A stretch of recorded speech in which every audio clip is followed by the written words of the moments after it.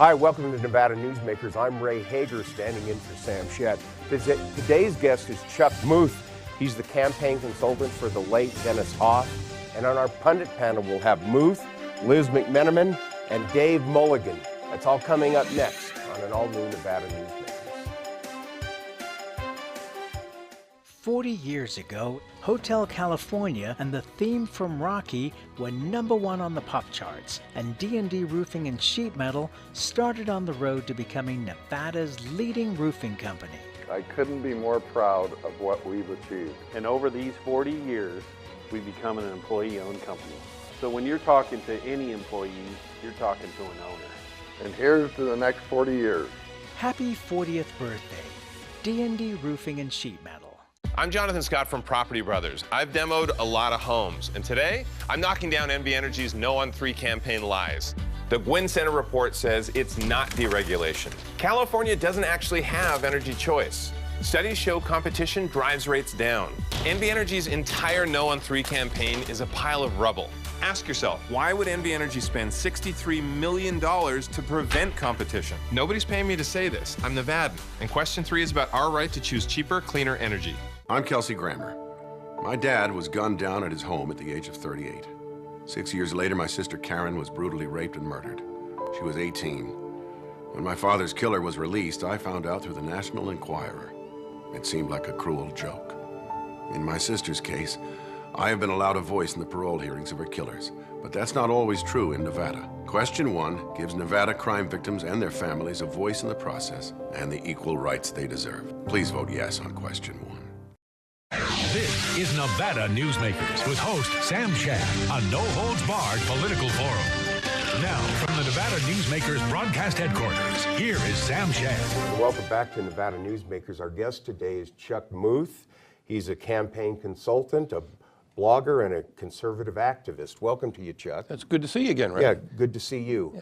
Yeah. Chuck, one of your candidates that you run a campaign for was the well-known brothel king Dennis Hoff, and he died in his sleep recently at his Love Ranch brothel down in southern Nevada. No cause of death was given. The Clark County coroner is set to do an autopsy. Do you know when this will be done, and will the results be announced publicly? Yeah, everything will be announced publicly. The coroner has finished the autopsy, but it will take probably 6 to 8 weeks, from what I understand, before you get the toxicology reports back, so the results won't be known until well after the election.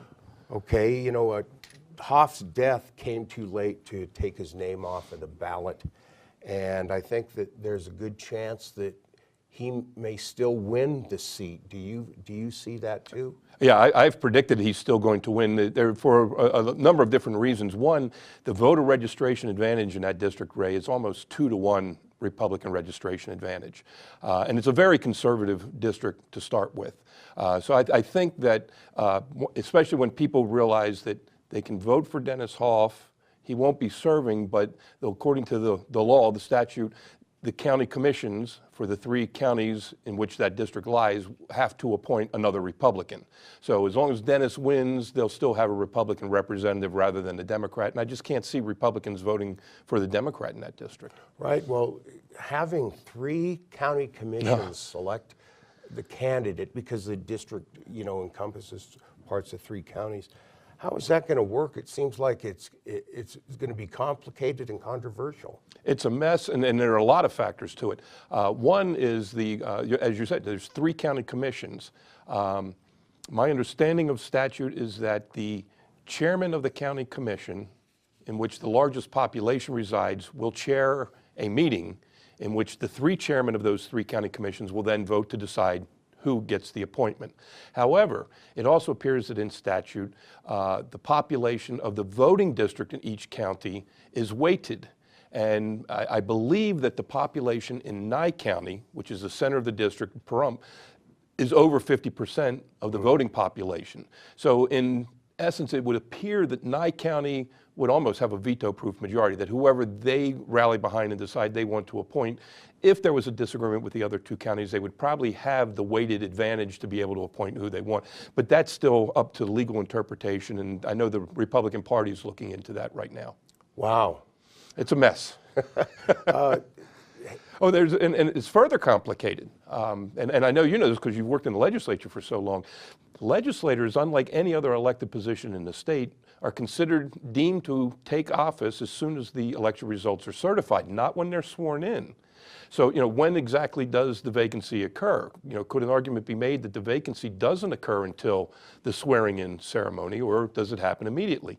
Then you have the whole situation with the county commissions. The county commission makeup, especially in Nye County, is going to change dramatically between November the 6th and when they come in, because there was some hostilities with Dennis himself on that Nye County commission. So I don't know which commission is going to be making that decision, whether it's the old commission immediately after the election, or if you have to wait until January. That's a good point, Chuck. Are there any front runners or people that people are talking about to replace Mr. Hoff in the assembly if he was to win? Yeah, I mean, I've heard, I don't know firsthand, but I've heard that there is an active campaign going on right now to urge the county commissioners to return Assemblyman James Oscarson to the seat, who Dennis beat in the primary. Right. And, if that happens, there's going to be pitchforks and torches in the streets because, I mean, the people of Nye County, the Republicans, they spoke on this. I mean, Mr. Oscarson was handily defeated in the primary by Mr. Hoff, and I think it would be an insult to the voters and to Mr. Hoff's legacy if they were to put Mr. Oscarson back in. So then the question comes to, okay, who would be the alternative? Who would the people who supported Mr. Hoff support? And the two names that I've heard mentioned most often are the current Nye County chairman, Joe Brzezinski, who is very close and very supportive of Mr. Hoff, right, and possibly former Assemblyman Ed Goodhart, who held that seat before Mr. Oscarson. Right. And he was very close with Dennis. They were very philosophically aligned, more libertarian leaning. Obviously, he's got the experience, having served, I think it was 2 or 3 terms in the legislature.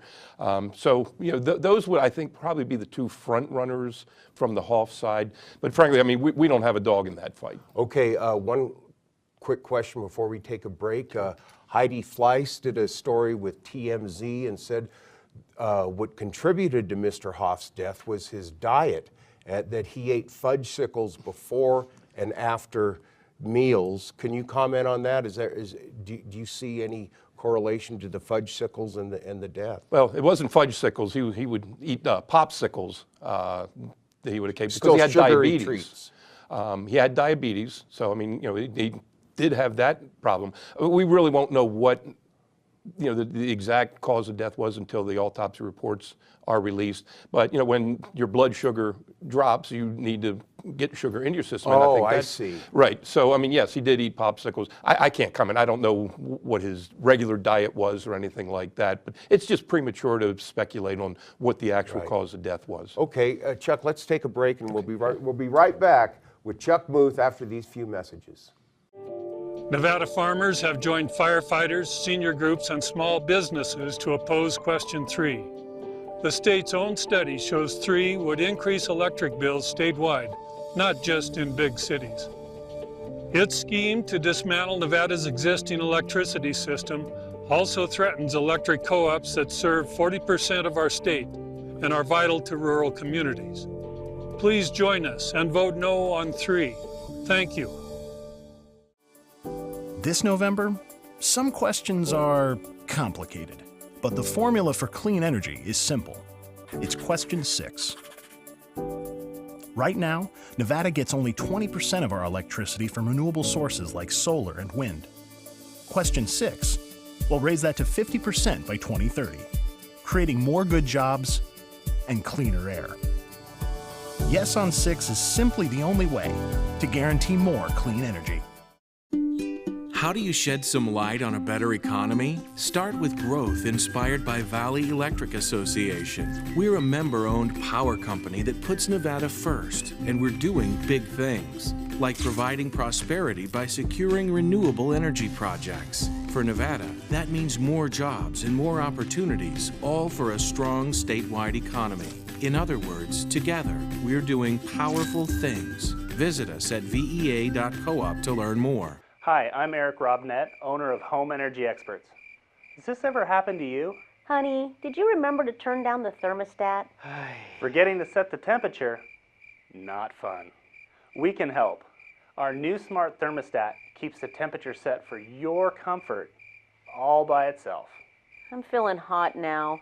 To increase your comfort, go to homeenergyexperts.com for details. That's homeenergyexperts.com. This is Nevada Newsmakers. Hi, welcome back to Nevada Newsmakers. Our guest, of course, is Chuck Muth, a campaign consultant, blogger, conservative activist. Let's get back into it. You know, kind of a offshoot subject to Mr. Hoff's death is a referendum in Lyon County for this ballot that seeking yes or no from voters on if the system of legalized prostitution should remain in Lyon County. Now, this was on the ballot and an issue long before Mr. Hoff's death. How do you think Mr. Hoff's death will impact the vote, if it will? Yeah, I don't know that it will. I mean, I'm hoping that this is going to. It's Lyon County question 1. It's an advisory question.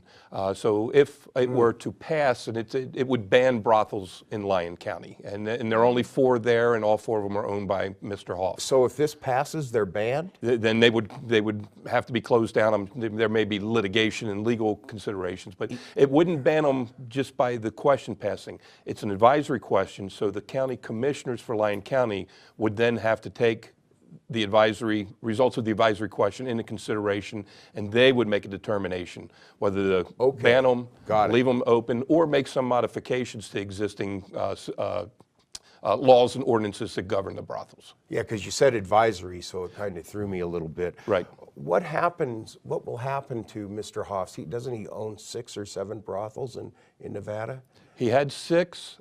He had already sold 1. He told the people in Nye County, he had 2 in Nye County and 4 in Lyon County. He told the voters in Nye County that he was going to divest himself so as not to be a distraction or a lightning rod. He already sold 1, the Alien Cat House. The other was up for sale. Now that's obviously in limbo. We don't know exactly what will happen with that. But yeah, I wanted to ask you, what's going to happen to those brothels with Mr. Hoff's death? Has he willed them to a family member or friend, or just who's going to run them? It's a good question. In the interim, the brothel in Nye County, the Love Ranch in Nye County, is closed because Dennis was the only name on the brothel license. Up here in Lyon County, all 4 brothels were in Dennis's name, but also his general manager's name, Suzette Cole, who is just a wonderful woman who's been with Dennis for 27 years, since day 1, and she's the business side of it. She knows how to run them. She's been managing this business for 27 years, and her name's on the licenses. So the brothels will continue to operate under her direction, and then it will be a matter of sorting out the trustees. We'll have to look at what was in the will, who was left what, and we'll just have to wait to see what the details of that are. But in the interim, Suzette will run everything. Everything will run just the way they have been. Right, and she's referred to as Madam Suzette on social media. Right. I want to ask you about another candidate that you do consulting work for, and that's Danny Tarkanian, the Republican running in Congressional District 3. Now, Mr. Tarkanian originally was going to run for the U.S. Senate. Then President Trump asked him to switch races, so Dean Heller wouldn't have a tough primary. I'm just wondering, Chuck, if he had not switched races, if Donald Trump did not get involved and there was a GOP primary between Heller and Tarkanian, how would that work out? How would that work out? Yeah, I guess we'll never know. Yeah, right. From the Tarkanian side, we always believed it was going to be a tough fight to unseat an incumbent United States senator who had just boatloads of money, but we thought it was doable. Danny thought it was doable, or he wouldn't have gotten into that race. Of course, the Heller campaign was very confident that they would be able to survive and win in the primary. It had already been a bruising fight before filing went forward, and it was better for the Republican Party overall that you didn't have that bruising primary.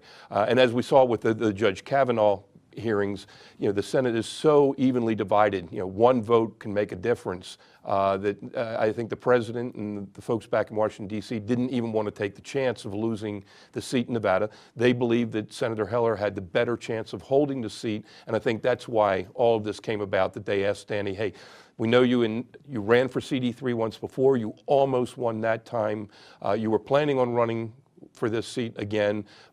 Let's just stick with that original plan. And I guess they made a persuasive enough case that Danny said, yes, if that's what the president wants, then that's what I'll do, because he's always said he supports the president. He supports his agenda, his America First agenda, and he just wants to go ahead and support the president however he can.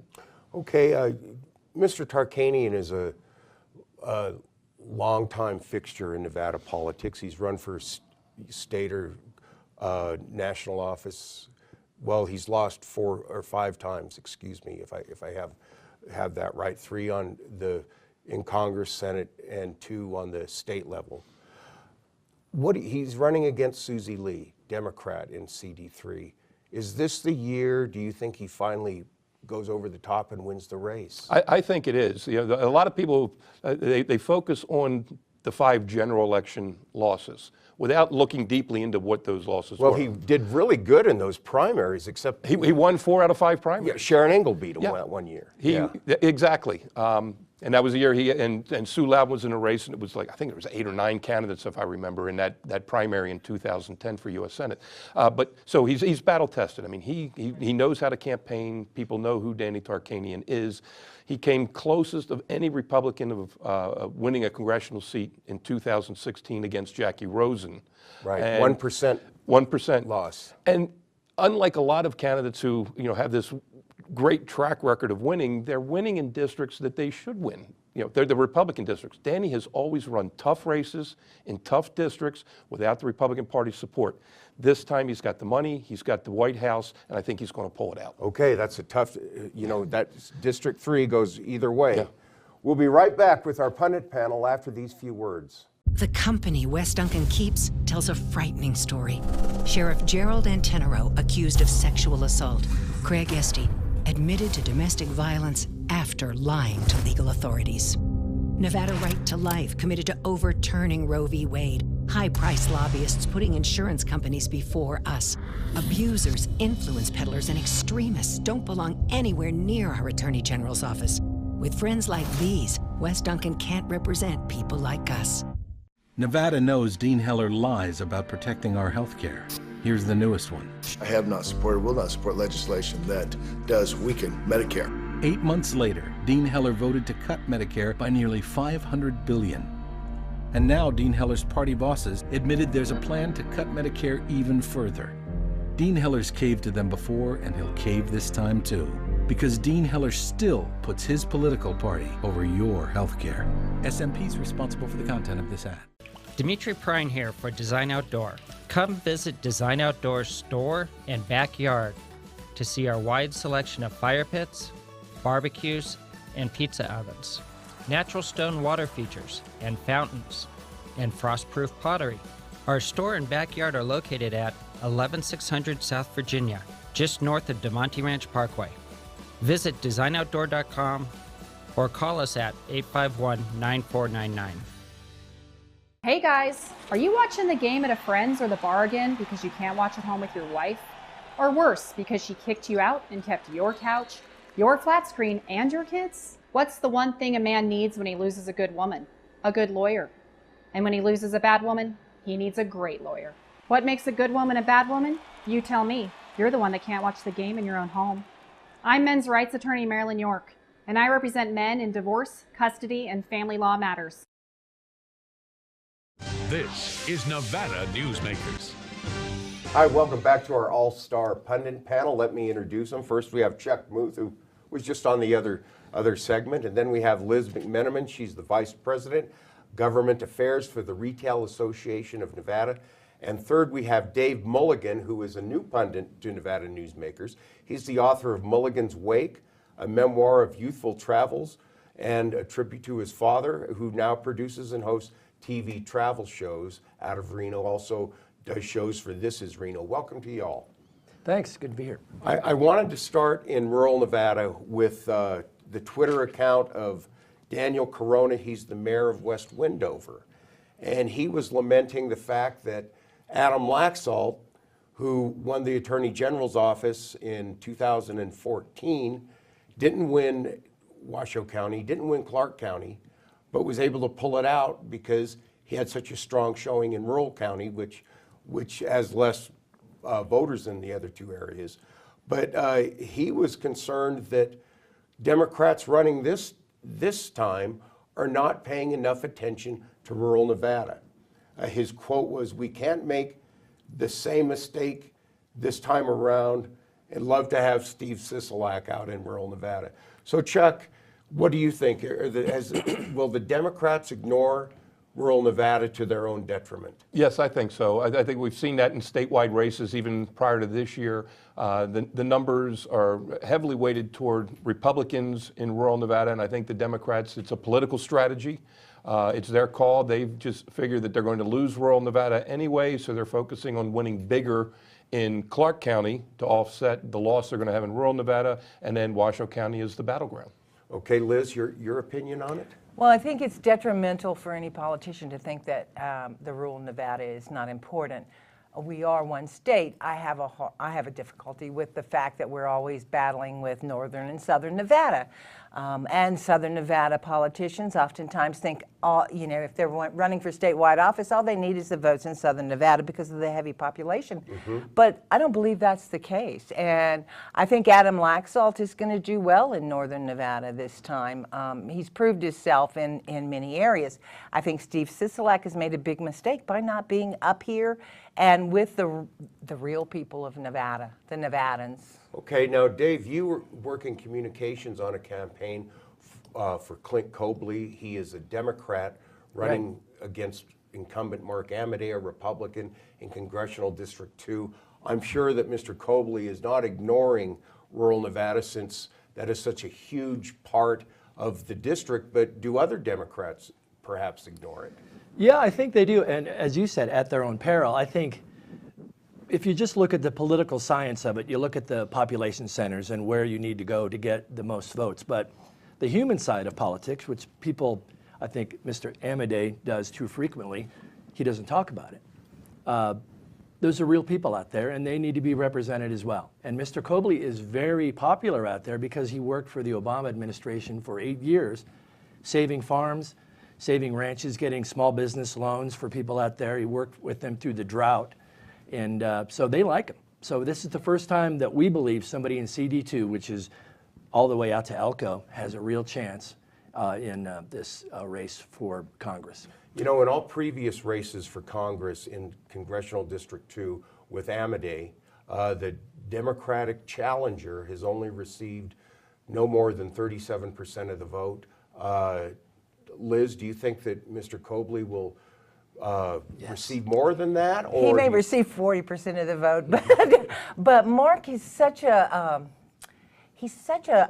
man of the state of Nevada. He is truly what Nevada has been about all these years. And I've worked with Mark Amodei for years and years.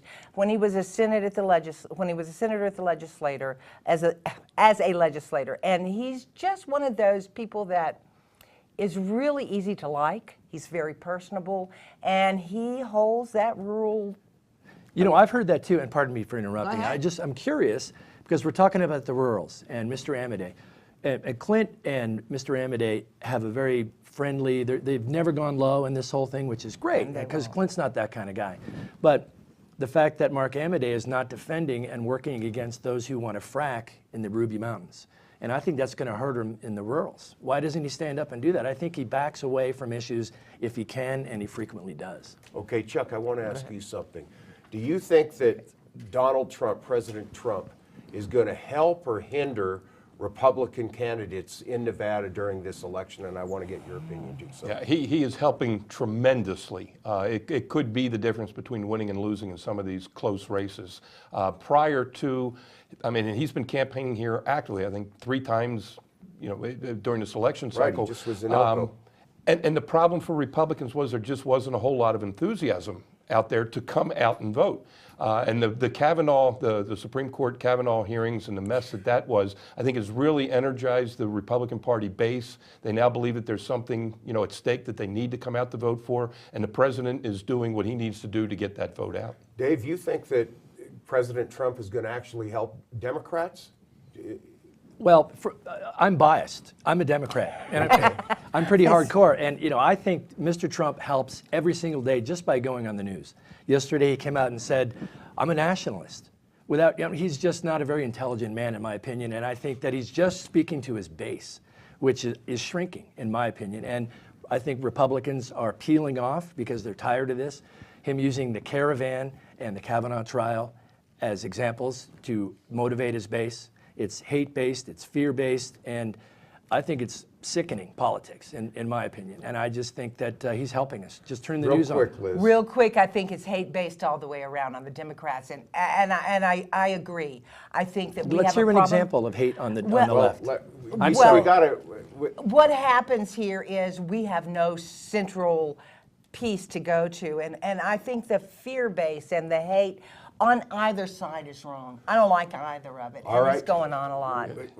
Great discussion. We got to cut it right here. We'll be right back to wrap up this edition of Nevada Newsmakers right after this. A bird's eye captures its surroundings at different heights. At Brian Kulpa Photography, we can make your imagination soar over buildings, parks, cityscapes, and beyond. Brian's images tell the story and get the job done. If you need a new perspective to tell your story, contact Brian today. Brian Kulpa Photography. Experience the bird's eye view at briankulpaphotography.com. Hi, my name's Marilyn Minor, and I'm sure you'd agree that Nevada's a very special place to live. I was born here, and my husband and I have raised our family here. I feel it's a privilege to live and work in the Truckee Meadows. I especially enjoy helping my clients reach their real estate goals. Sometimes the smallest details provide the greatest satisfaction. I'd be complimented to talk to you about your next move. Call Marilyn Minor at Dixon Realty, 742-1280, or log on to marilynminor.com. St. Ives Florist, for every holiday and every special occasion. For romance. Custom home design. We have the largest selection of fresh flowers in northern Nevada. And we also offer a large selection of unique gift items. Come see me, Lorianne, at St. Ives Florist, 700 South Wells Avenue, or call me at 333-9190. Take a look at ProGroup Management and see how your workers' comp requirements can be met head-on. By taking a proactive approach, ProGroup can assure that your company is meeting or exceeding state and federal standards. As you move forward in your industry, ProGroup moves with you, simplifying regulatory tasks, clearing the way so you can get the job done and look to your future success. ProGroup Management, workers' comp that works for you. Thanks for watching. On our next broadcast, our guest will be Washoe County Sheriff Chuck Allen. That's on the next Nevada Newsmakers. Thank you and a good day.